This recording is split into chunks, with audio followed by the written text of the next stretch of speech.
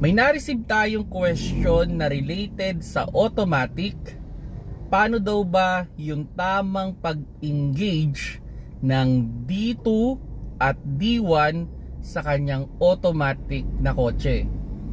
Hello mga paps, I'm Kuya Shane. At yun, kung yung inyong sasakyan ay may nakalagay dyan na D2, D1, o yung iba naman number lang, no? Yung iba 2 and L, yung iba naman 3, 2 and L, okay? So paano ba yung tamang pag-engage dyan, ano? Okay, on the idea, ganito lang naman yung scenario niyan. Like for example, yung inyong automatic transmission ay may 6 na gear. So pag nilagay mo yan sa, for example lang, D3. So ang mangyayari dyan, yung cambio ninyo o yung pagcambio ng inyong automatic ay ililimit lang hanggang 3rd gear.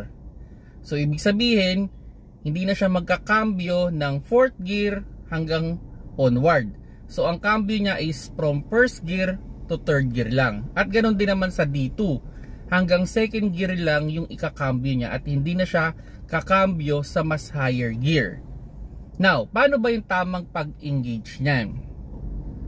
For example, naka-drive kayo. So sa drive kasi, ano yan sabihin natin kaya kang tumakbo niyan hanggang 100 kph. Ngayon, pag mag-i-engage ka ng halimbawa D2, dapat i-match nyo muna yung speed ninyo dun sa D2. So i-consider natin yung D2 as 2nd gear. So yung 2nd gear kasi natin, sabihin na natin ang speed niyan is around 20 to 30 kph. So sana yung takbo natin is from 0 to 30 kph pag ini-engage natin yung D2. At ganoon din, halimbawa L or D1 naman. So sabihin na natin mga 10 to 20 kph naman yung ideal speed niyan. So dapat yung takbo ng ating sasakyan is from 0 to 20 kph lang. Ang iniiwasan kasi natin dito ay yung magkaroon tayo nung sudden na engine brake na hindi rin ganun kaganda sa ating sasakyan, ano, pag yung biglaan kasi yung engine brake.